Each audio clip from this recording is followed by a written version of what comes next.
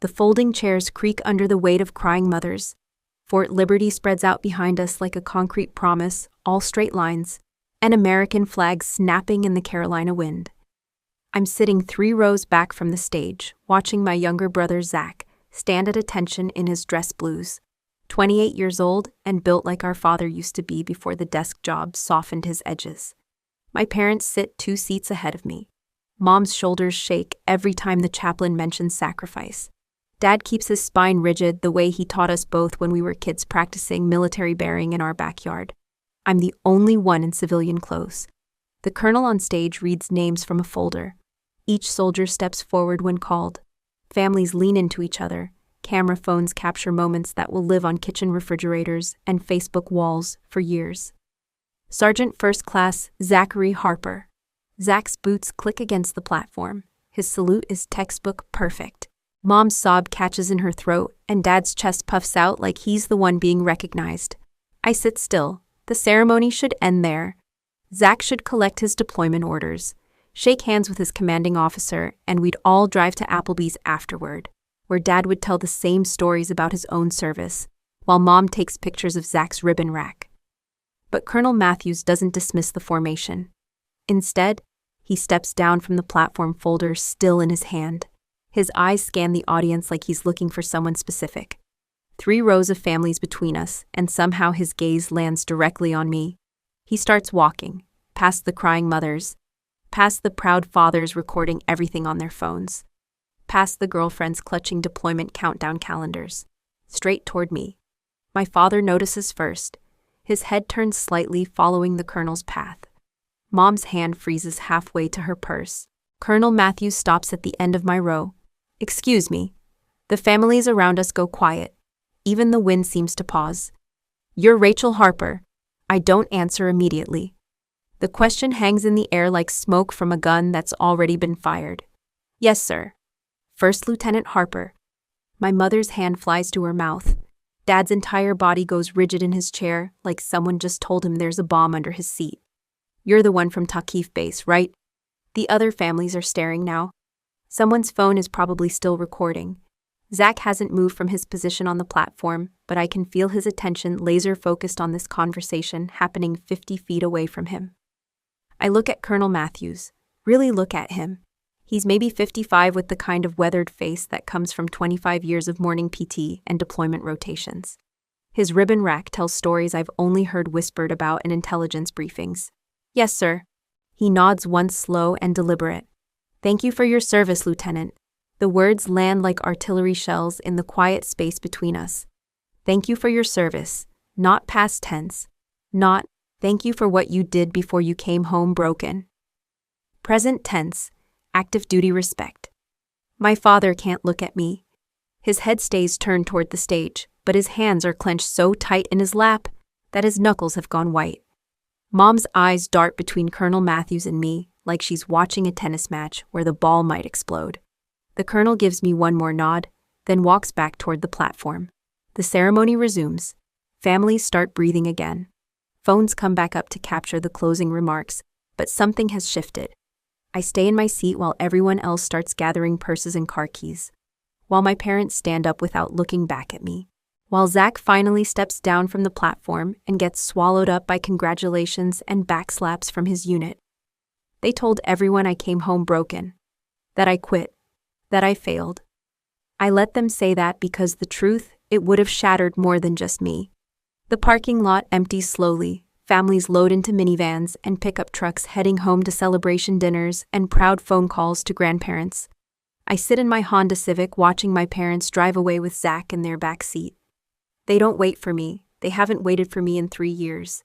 But today, for the first time since I came home, someone knew exactly who I was. My name is Rachel Harper, oldest daughter, first officer in a military family of men. I didn't inherit legacy. I earned my own. The drive home from Fort Liberty takes 43 minutes. 43 minutes of highway silence where I practice explaining myself to an audience that isn't there. You learn to do that when your own family stops asking questions. You learn to tell your story to empty rooms. I grew up in a house where breakfast conversation revolved around deployment schedules and promotion boards. Dad served 22 years in the Army before taking a contractor position that kept him close to Fort Liberty. His father before him made it 18 years before Korea took pieces of him he never got back. The Harper men wore uniforms the way other families wore Sunday clothes, with pride, tradition, and the unspoken understanding that some things matter more than comfort. I was supposed to be different. Girls in our neighborhood played house. I played war games with my father's old field manuals, memorizing radio protocols and tactical formations, while other kids learned to braid friendship bracelets. When I turned 16, Dad handed me a ROTC scholarship application instead of car keys. "You've got the mind for it," he said, "but you'll have to prove you've got the spine." North Carolina State University. 4 years of 500 PT and leadership labs. 4 years of proving I belonged in formations designed for broader shoulders and deeper voices. I graduated summa cum laude with a degree in international studies and a commission as a second lieutenant in military intelligence. The fast track came 6 months later. Most new officers spend their first assignment learning how to manage soldiers and navigate Army bureaucracy. I got orders to Fort Gordon for advanced individual training in signals intelligence, then straight to language school for Arabic immersion. 18 months of training compressed into what should have been 3 years of development. "They're investing in you," Dad told me over dinner the night before I left for my first deployment. "Don't make them regret it." Syria, Joint Special Operations Command. Forward Operating Base Damascus, where American intelligence assets worked alongside coalition partners to track high-value targets moving through the region. I was 25 years old, responsible for coordinating intelligence between Army Special Forces Air Force drones and CIA contractors who never gave their real names. My job was to be the translator, not just of language, but of priorities, protocols, and politics. For 8 months, I was exactly what they'd trained me to be. I sent reports that shaped mission planning. I briefed colonels who briefed generals who briefed people in Washington whose names I'll never know. I earned my combat action badge during a rocket attack on our compound, pulling wounded soldiers to safety while incoming fire turned the night sky orange. My parents kept every newspaper clipping that mentioned our unit.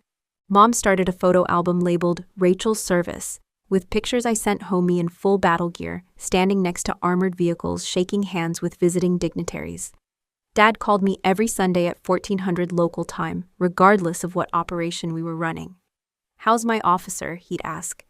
And I'd tell him about successful missions commendations from my commanding officer recommendations for early promotion to first lieutenant. What I didn't tell him about was the folder I kept locked in my desk drawer.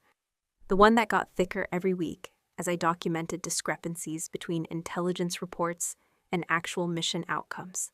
Someone was feeding false information into our targeting system. Someone was getting people killed. Then I disappeared from the story. Not all at once, not dramatically, slowly like a photograph left in sunlight until the faces fade to shadows. My parents stopped mentioning my name in Christmas cards.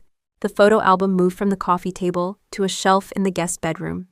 When neighbors asked about their children's military service, Dad would talk about Zach's plans to enlist. Mom would mention how proud they were that he wanted to follow family tradition. I became past tense in present conversations. Zach enlisted 2 years after I came home. Basic training at Fort Moore, advanced individual training for combat engineering. Every milestone Dad had missed during my service became a family celebration for my brother. Graduation ceremony, Mom cried and took 300 photos. First assignment to Fort Campbell. Dad drove down to help him move into the barracks. Selection for deployment rotation. The whole extended family gathered for Sunday dinner to hear the news. Zach became the new hope. The child who would carry forward the Harper military tradition without complications, without questions, without the messy politics that had somehow derailed his sister's promising career. I watched it happen from my apartment 20 minutes away from our childhood home, close enough to receive invitations to family gatherings, far enough to decline them without causing drama. They rewrote the family story, and I let them. Because the alternative explaining why I really came home, why my security clearance got revoked, why promising officers don't just burn out after 8 months of exemplary service, would have destroyed more than just my reputation. It would have destroyed everything my father believed about the institution he'd served his entire adult life. So I became the daughter who couldn't handle the pressure, the officer who cracked under deployment stress, the cautionary tale whispered at family barbecues when other parents bragged about their children's military achievements. I became invisible, until today, when Colonel Matthews looked at me and saw exactly who I used to be. Taqif Base sat in the Syrian desert like a concrete island surrounded by nothing but sand and satellite dishes. The morning everything changed started like every other morning for 3 months. 05:30, réveillé. Coffee that tasted like motor oil. Intelligence briefings in a windowless room where fluorescent lights hummed like angry insects. I was reviewing overnight intercepts when Captain Williams handed me a targeting folder marked for immediate action. High-value target, he said. Compound 12 clicks northeast. Intel says weapons cache and bomb-making materials. The folder contained satellite photos, signal intercepts, and a tactical assessment signed by Colonel Thomas Breck. 20-year veteran, Gulf War Bronze Star recipient. Someone who'd served 2 tours with my father back when they were both young sergeants, learning how to read maps and call in airstrikes. The intelligence looked solid. Compound isolated from civilian areas.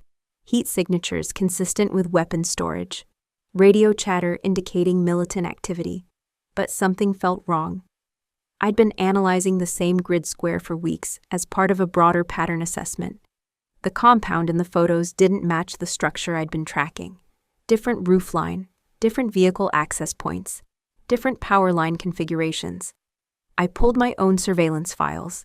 The target coordinates matched a small farming settlement, 3 extended families, approximately 37 civilians, including 14 children under age 12. The weapons cache Colonel Breck's intel identified was actually irrigation equipment and farming tools. I stared at both sets of photos until my eyes burned. Compound Alpha, the one in Breck's folder, sat 2 kilometers south of Compound Beta, the one I'd been monitoring. Someone had switched the coordinates, but kept the same intelligence assessment. Either it was a clerical error that would get innocent people killed, or it was something worse. I walked to Colonel Breck's office at 0800. Sir, I need to discuss the targeting package for Operation Sledgehammer. Breck looked up from his computer screen.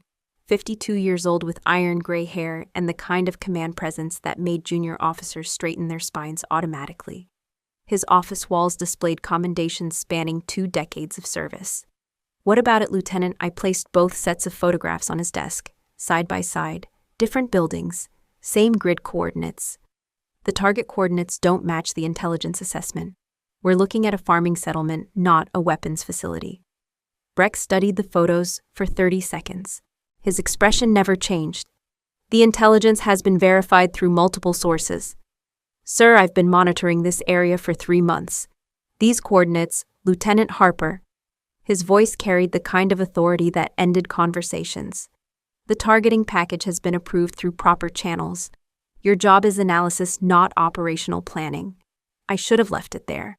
Should have saluted and walked out and trusted that someone with more experience and higher clearance understood aspects of the mission I couldn't see. Instead, I said, Sir, there are children in that compound. Breck's eyes went flat. Dismissed, Lieutenant. The raid launched 6 hours later. 3 Apache helicopters and a ground assault team hit the farming settlement at 14:30 local time. No weapons cache, no bomb-making materials, no militants. 11 civilians dead, including a 9-year-old girl who was feeding chickens when the shooting started. I filed my report through official channels that same evening. Detailed analysis of the coordinate discrepancy, photographic evidence of the intelligence error, formal request for investigation into how verified targeting intelligence could be so fundamentally wrong. The response came 48 hours later.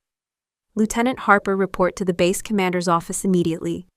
Colonel Mitchell, the base commander, sat behind his desk, with my report folder open in front of him. Colonel Breck stood at attention beside the window.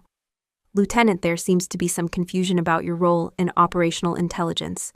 I remained at attention. No confusion, sir. Your report suggests negligence in our targeting verification process. My report documents factual discrepancies in. Your report, Colonel Breck interrupted, demonstrates a fundamental misunderstanding of how intelligence analysis works in a combat environment. Mitchell nodded. Colonel Breck has 20 years of experience in operational planning. You have 8 months. They'd already decided. Not just about my report, but about me. About what happens to junior officers who ask inconvenient questions about senior leaders' mistakes. The investigation into this incident will be handled by appropriate authorities, Mitchell continued. Your security clearance is temporarily suspended, pending psychological evaluation. Psychological evaluation. Military speak for we think you're unstable. Sir, I'm requesting to speak with the Inspector General. Your request is noted and denied. Mitchell closed my folder. You're being transferred to medical hold status. Report to the base psychologist tomorrow at 0800. The next 3 weeks blurred together like a fever dream. Daily sessions with a Navy psychiatrist who asked questions about stress tolerance and decision-making under pressure. Medical evaluations that found nothing wrong with my physical health, but somehow concluded I was emotionally unsuitable for continued deployment. My security clearance went from suspended to revoked. My deployment orders got changed to immediate return to CONUS continental United States for medical evaluation and treatment. The official paperwork listed my condition as acute stress reaction with anxiety features. Military code for she couldn't handle the pressure and broke down. Colonel Breck visited me the day before I left Syria. Your father's a good man, he said, sitting across from me in the empty chow hall. We served together in Desert Storm. He saved my life during a mortar attack in '91. I said nothing. This doesn't have to follow you home. Medical discharge, full benefits, clean record. You can start over. And if I don't want to start over, Breck's smile never reached his eyes. Then you'll discover that 20-year veterans have longer memories and better connections than 8-month lieutenants with psychological fitness concerns. The transport plane lifted off from Damascus International Airport on a Tuesday morning. I watched Syria disappear beneath clouds and desert haze, carrying with me a folder of documents that would never see daylight and a story no one wanted to hear. They called it burnout. But I hadn't broken. I'd spoken, and in the military sometimes speaking is the most dangerous thing you can do.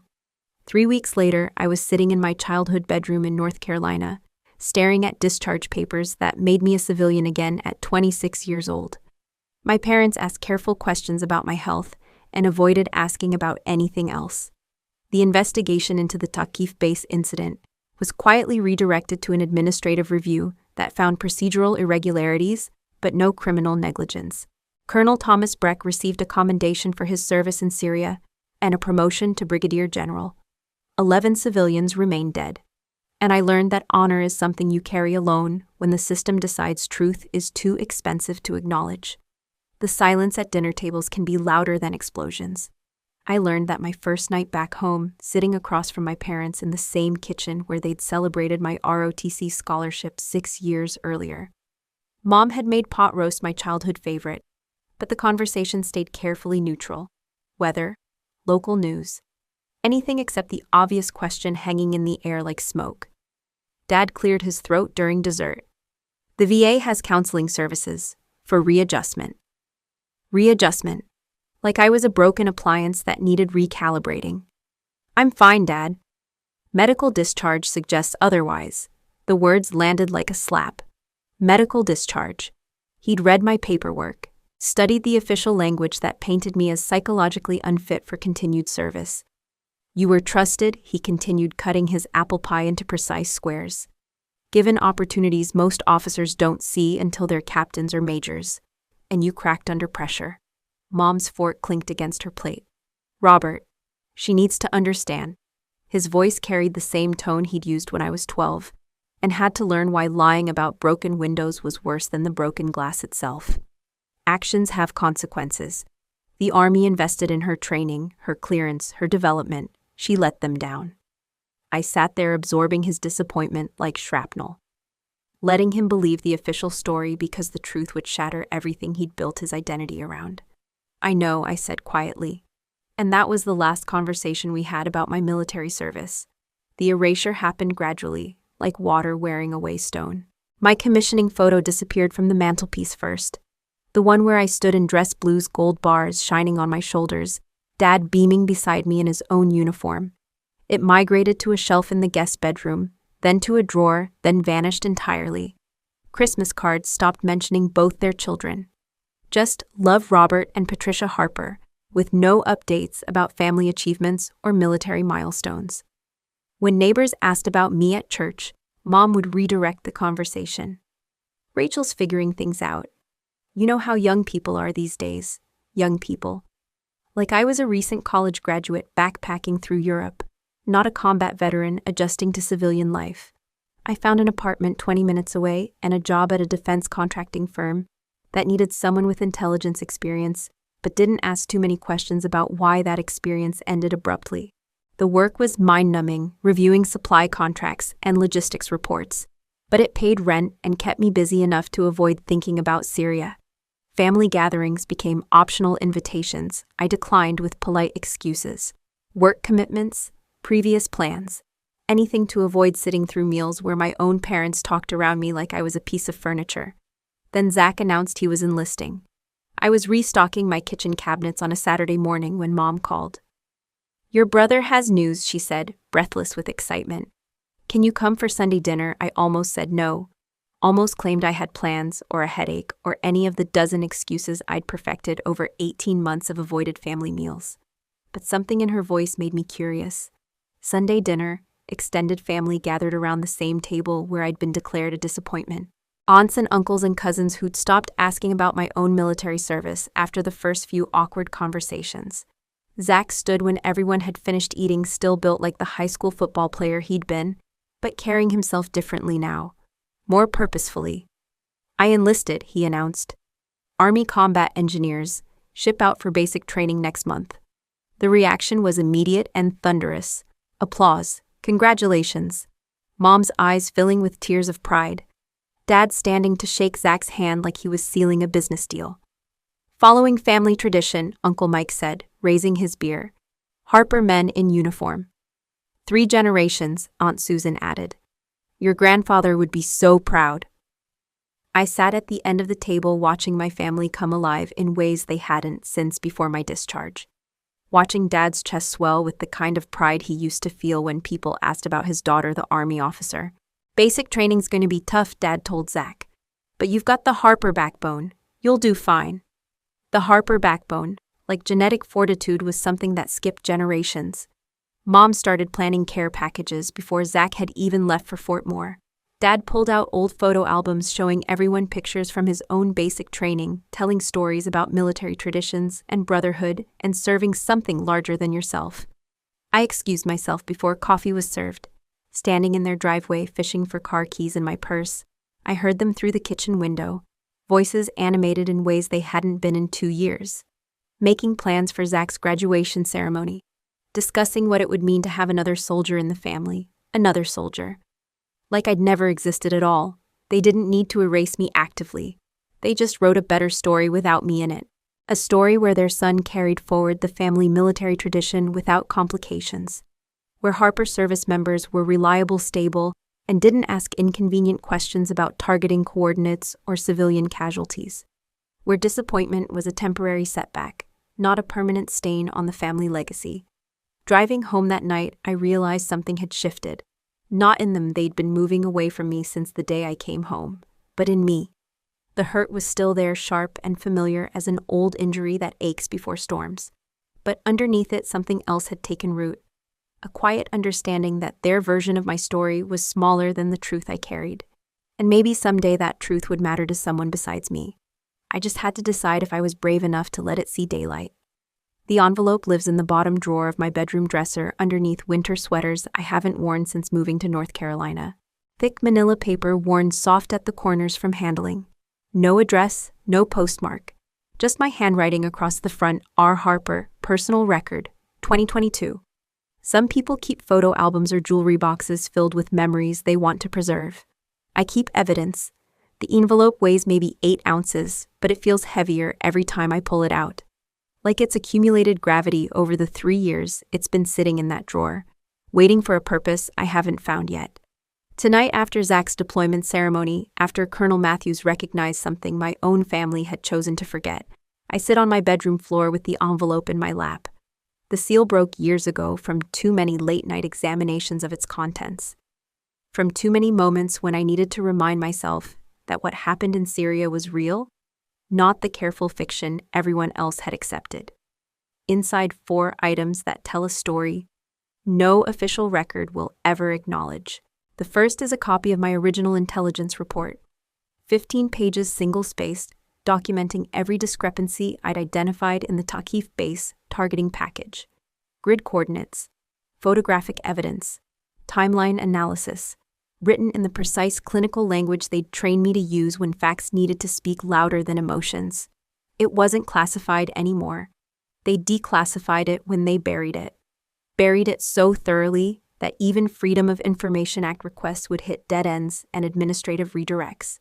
But I'd printed my own copy before my security clearance got revoked back, when I still believed the system would want to know the truth. The margins contain handwritten notes I'd added during those final weeks at Takif Base. Questions I should have asked, connections I should have made, evidence of a junior officer learning too late that speaking up requires more than just being right. The second item is a letter I wrote to myself on the transport plane leaving Syria. 3 pages of ballpoint pen on military-issue notepaper, written while the adrenaline of betrayal was still fresh enough to fuel complete honesty. Rachel, you're going to want to forget this. Everyone will encourage you to move on, start over, put it behind you. They'll say dwelling on it isn't healthy, that holding on to anger will poison your future. They'll be half right. But don't let anyone convince you that staying silent was noble. 11 people died because someone lied, and you're the only one who documented why. That matters even if it doesn't matter yet. I'd sealed that letter immediately after writing it, before second-guessing every word. Before the self-doubt and family disappointment could convince me that maybe I really had misunderstood something crucial about how intelligence operations worked. The third item is a printed email thread with Captain Sarah Williams, a military ethics liaison at Fort Leavenworth, who'd responded to my initial inquiry about reporting procedures for intelligence misconduct. 7 emails exchanged over 2 weeks before my access to military communication systems got terminated. Her final message was dated 3 days before my psychological evaluation, Lytton Harper. I understand your concerns about proper channels for reporting intelligence discrepancies. However, given recent changes to your duty status, I'm advised that continuing this correspondence would be inappropriate. I wish you the best in your future endeavors. Captain Williams. Even the ethics officers had backed away once word came down from above. The fourth item is the smallest but heaviest of flash drive, containing a voice memo I'd recorded in my quarters the night before leaving Takif Base. 4 minutes and 37 seconds of my own voice speaking into my phone's recorder, saying everything I hadn't been allowed to say in official channels. I haven't listened to it in over a year, but I remember every word. The raw anger, the exhaustion, the devastating clarity of someone who'd finally understood that institutions protect themselves first and truth second. Most nights the envelope stays sealed. I'll pull it out, hold it for a few minutes, then put it back among the winter sweaters where it can continue waiting for a purpose. But some nights, usually after family gatherings, where my absence from military conversations feels particularly loud, I spread the contents across my bedroom floor like evidence in a cold case investigation. Tonight is one of those nights. I arrange the documents in chronological order: the original report, the self-addressed letter, the email thread, the flash drive sitting like a small black weight at the end of the timeline. 3 years of evidence that I'd been right about the coordinates, right about the civilian casualties, right about the cover-up that followed. But being right in private doesn't change anything for the families who lost children in that farming settlement. Doesn't restore my military career or repair the relationship with my parents. Doesn't make Colonel Breck, now Brigadier General Breck, face any consequences for falsified intelligence. I gather the documents back into their envelope and return it to the drawer. But as I'm sliding it underneath the winter sweaters, something feels different. Maybe it's Colonel Matthews recognizing my service in front of my family. Maybe it's watching Zach prepare for deployment while carrying the Harper family expectations I'd failed to meet. Or maybe it's the simple realization that evidence doesn't decay. Truth doesn't have an expiration date. The envelope can wait as long as it needs to. But for the first time in 3 years, I tell myself something I'd stopped believing. One day this won't just be for me. I close the drawer and turn off the bedroom light. The envelope settles back into darkness, patient as a sleeping weapon, ready for whenever I'm brave enough to use it. The parking lot at Fort Liberty empties slowly after ceremonies.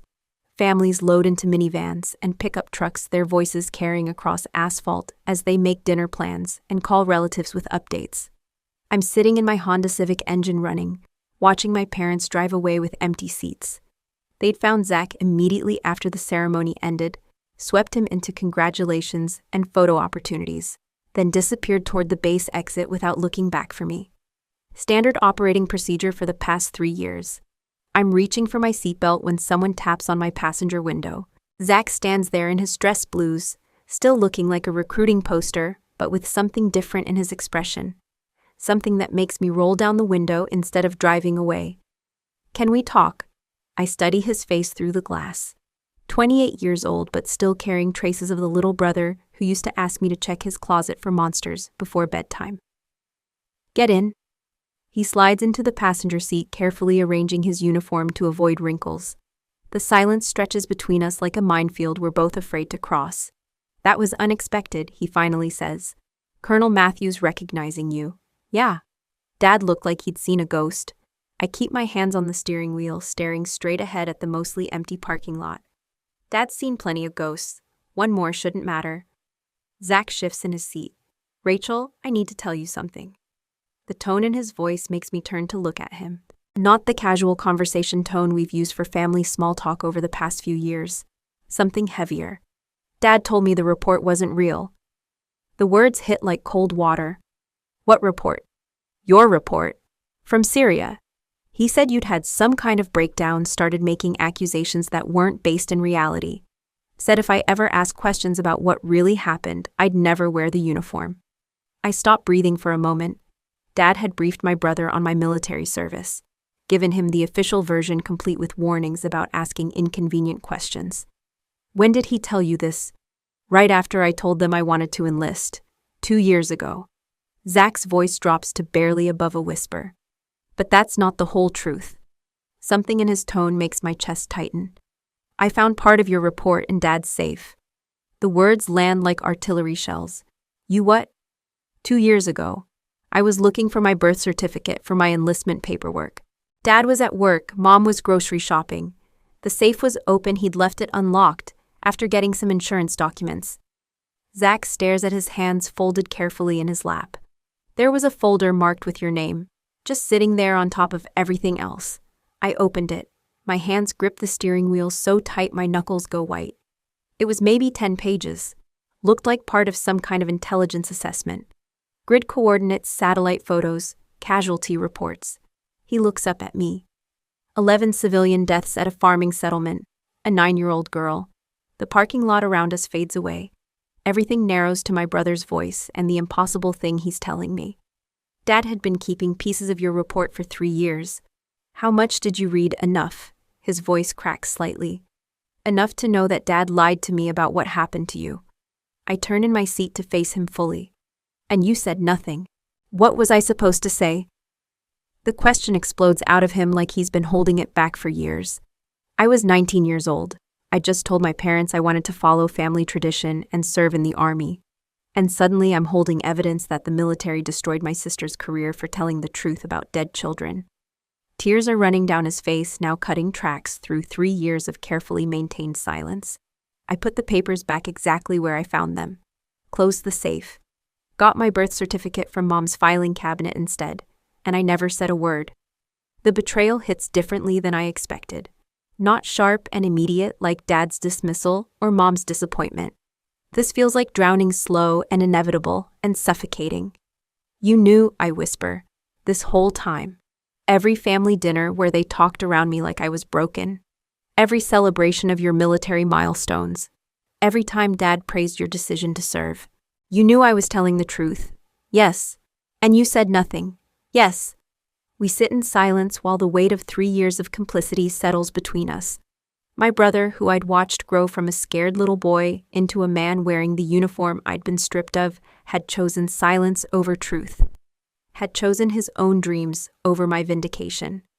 "Why are you telling me now?" Zach wipes his face with the back of his hand, careful not to disturb his uniform. "Because Colonel Matthews knew who you were, knew what you did, and for the first time in 3 years, someone looked at you with respect instead of pity." He turns to meet my eyes. "And because I'm about to deploy to a place where intelligence reports might be the difference between coming home alive or coming home in a box." And I realized I can't serve honorably while staying quiet about what happened to someone who tried to serve honorably. I stare at my brother, really look at him and see something I hadn't noticed before. The weight he's been carrying, the guilt that's been eating at him every time our family celebrated his military achievements, while pretending I'd never existed. You didn't betray me, I tell him quietly. You just chose what I wouldn't. He nods, understanding exactly what I mean. I chose truth over career. He chose career over truth. And we've both been living with the consequences ever since. The phone call comes on a Wednesday morning while I'm reviewing supply contracts at my cubicle. Rachel Harper. This is Dr. Jennifer Morrison. I'm a civilian contractor working with Fort Liberty's professional military education program. I recognize the name immediately. Captain Morrison had been my ethics instructor during ROTC at NC State, one of the few officers who'd encourage questions instead of discouraging them. I heard about what happened at your brother's deployment ceremony last week, she continues. Colonel Matthews mentioned you might be interested in speaking to some of our new recruits about military service. The irony isn't lost on me. 3 years after being declared psychologically unfit for military service, someone wants me to mentor soldiers. What kind of speaking? We run professional development seminars for soldiers preparing for their first deployments, leadership challenges, ethical decision-making, real-world scenarios they might face downrange. I lean back in my office chair, watching my coworkers move through their morning routines of coffee and small talk. Normal people with normal jobs who've never had to choose between truth and career advancement. I'm not sure I'm the right person for that. You're exactly the right person, Dr. Morrison says firmly. These soldiers need to hear from someone who's faced ethical challenges in combat environments, someone who understands the real cost of difficult decisions.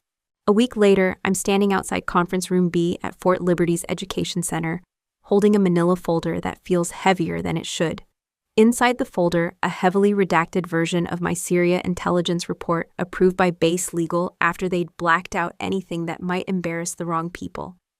What remained was a skeleton of the original, enough to show the structure of an ethical dilemma, without the details that could end careers. 37 soldiers sit in plastic chairs arranged in neat rows. Fresh faces, most barely old enough to drink legally, wearing uniforms so new they still have crisp edges. The kind of young idealist I used to be before I learned that institutions protect themselves first and truth second. Dr. Morrison introduces me as a former intelligence officer with deployment experience who will discuss ethical challenges in operational environments. No mention of medical discharge. No reference to psychological unfitness. Just the basic facts stripped of editorial commentary. I stand behind a small podium, looking out at faces that remind me of myself at 22. Eager, confident, certain that right and wrong exist in clearly defined categories that never overlap. How many of you joined the army to serve something larger than yourselves? Every hand goes up. Unanimous moral certainty. Good, that's the right reason. I pause, letting them absorb the validation. Now let me tell you about the first time I had to choose between serving the army and serving what I thought was right. For the next 20 minutes, I walk them through a sanitized version of Takif Base. The intelligence discrepancy, the coordinate error, the civilian casualties, the choice between filing a report or staying quiet. I don't mention Colonel Breck by name. Don't reference my father's connection to him. Don't discuss the personal cost of speaking up. Just the basic framework: intelligence officer discovers error, reports it through proper channels, faces consequences for doing so. The investigation was redirected, I tell them. My security clearance was revoked. I was medically discharged and sent home. A young private in the front row raises her hand. Ma'am, do you regret filing the report? The question I've asked myself 1,000 times in the 3 years since Syria. No. The answer comes without hesitation. I regret that filing the report was necessary. I regret that 11 people died because someone falsified intelligence. I regret that the system chose to punish the person who documented the problem instead of fixing it. I pull the redacted report from my folder and hold it up. Single sheet of paper, more black ink than text, looking like a document from a spy thriller. This is what's left of my original report after legal review. Everything that might embarrass someone important has been blacked out. What remains are the basic facts: coordinates didn't match intelligence. Civilians died, officer reported discrepancy. The room is silent. No shuffling papers. No whispered conversations. 37 young soldiers staring at a piece of paper that represents the gap between military ideals and military reality. I didn't fail, I continue, my voice carrying more conviction than I've felt in years. I didn't break. I made someone else look too powerful to touch. That's why they sent me home. A sergeant in the back row speaks up. Ma'am, what would you do differently? Nothing. The word comes out harder than I intended. If I faced the same situation tomorrow, I'd file the same report. Because those 11 civilians matter more than my career. Because someone needs to document when the system fails, even if that documentation gets buried. I look across the room, making eye contact with as many soldiers as possible. You're going to face moments where doing the right thing conflicts with doing the easy thing. Where speaking up might hurt your career, or your relationships, or your future opportunities. And you'll have to decide what kind of soldier, what kind of person you want to be. The silence stretches for 10 seconds. 20. Long enough for me to wonder if I've said too much, revealed too much, challenged their faith in the institution they've sworn to serve. Then a young specialist in the third row starts clapping. Slowly at first. Then the private next to her joins in. Then the sergeant in the back.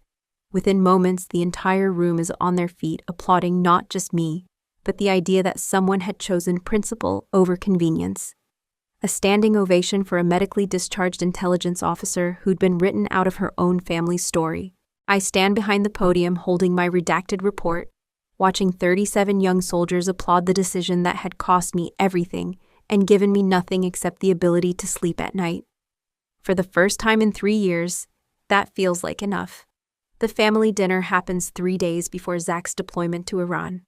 Mom sets the table with her good china, the blue and white pattern that only comes out for Christmas and military milestones. The dining room smells like pot roast and nervous energy, the kind of forced celebration that happens when everyone's trying too hard to make memories. I almost don't come. The invitation arrived via text message from Zach, not my parents. Private family dinner, just us, please.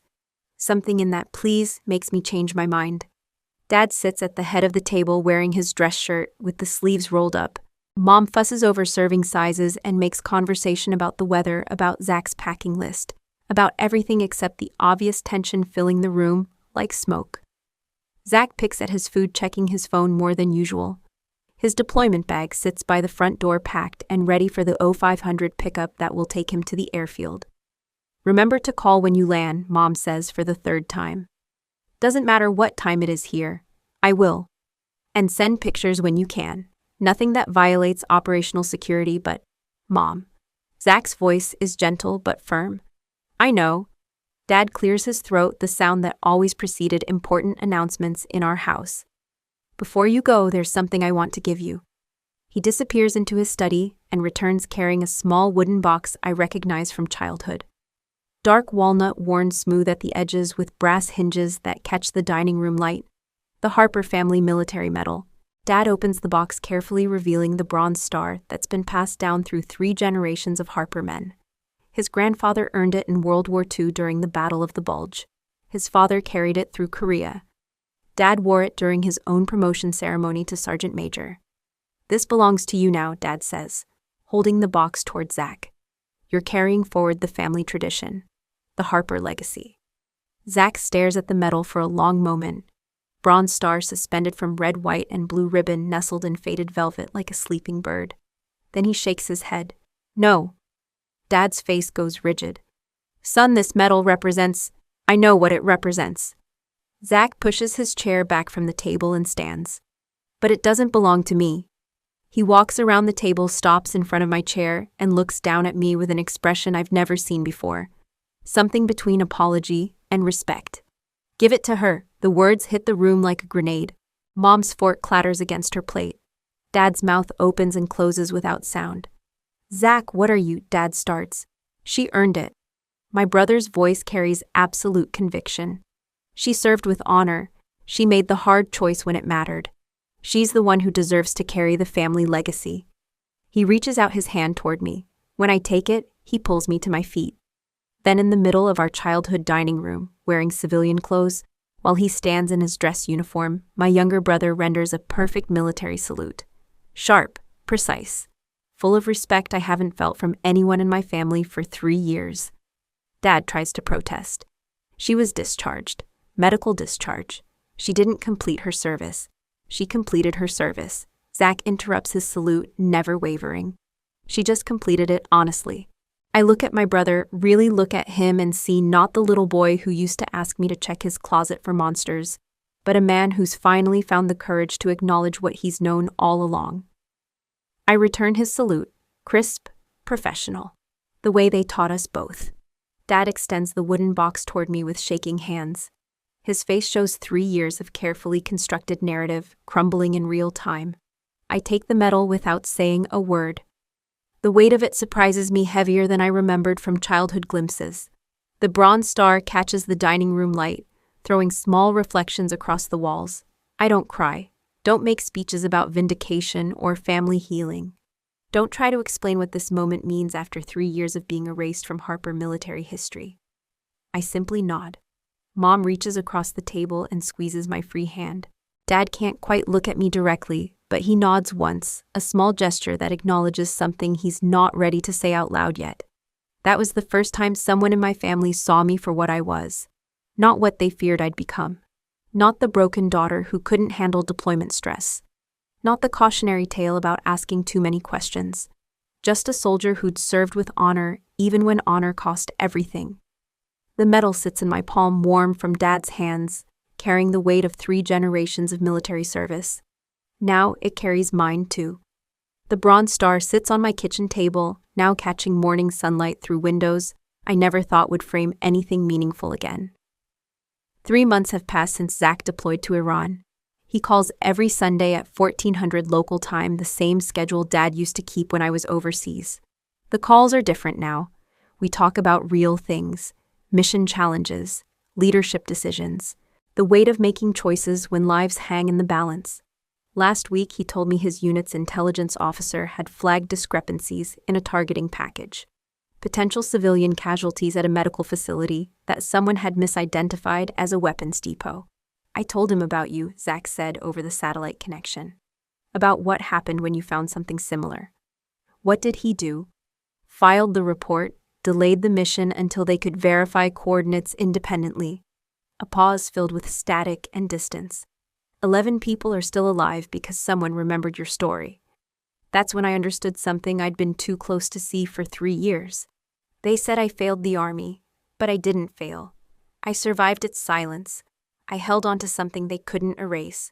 The envelope still lives in my dresser drawer, but it doesn't feel like evidence anymore. It feels like testimony. Documentation that one junior officer chose truth over convenience, even when that choice cost everything. Dr. Morrison has invited me to speak at 3 more military education seminars. Word spreads quietly through networks of instructors and ethics officers who understand that young soldiers need to hear from people who've faced real moral complexity, not just theoretical scenarios from leadership manuals. Each time I hold up that redacted report, I see recognition in their faces. Not just understanding of my story, but recognition of choices they'll face themselves. Moments when doing right conflicts with doing well. When speaking up might save lives, but destroy careers. Some of them will choose differently than I did. Some will stay quiet, file reports that disappear into administrative black holes, focus on their own advancement instead of systemic problems. And that's okay. Because some of them won't. Some will remember the intelligence officer who documented civilian casualties and got sent home for it, who lost her family's respect and her military career, but kept her ability to sleep at night. Some will choose to be the person who files the report, delays the mission, asks the inconvenient question, and maybe that will be enough to save 11 people someone else would have written off as acceptable losses. My parents and I don't talk much yet. 3 years of careful avoidance doesn't disappear overnight, but Mom sends me articles about military ethics reform, carefully neutral emails that suggest she's thinking about larger questions. Dad leaves voicemails on my birthday and major holidays, awkward messages that never mention Syria, but include phrases like, proud of who you've become. Small steps toward conversations we're not ready to have yet. The defense contracting job pays the bills, but it doesn't define me anymore. I'm not the broken officer who couldn't handle deployment stress. I'm not the family disappointment who cracked under pressure. I'm the person who chose principle over career, who documented war crimes and faced the consequences, who survived institutional betrayal and found a way to speak truth that matters. If you've ever been made invisible, rewritten, or pushed out to protect someone else's lie, you're not alone. If you've ever held evidence of wrongdoing while everyone around you insisted nothing happened, you're not alone. If you've ever chosen truth over comfort and paid for it in silence and erasure, you're not alone. The stories they don't want told are often the ones that most need telling. The voices they try to silence carry messages that can save lives, prevent cover-ups, protect people who can't protect themselves. Drop a comment if you're listening. Some truths don't survive unless we speak them out loud. And some silences are too expensive to maintain no matter what they cost to break. The Bronze Star catches the light again, reflecting 3 generations of military service onto my kitchen wall. Now it reflects mine too. Not the service they wanted to remember, the service that actually mattered.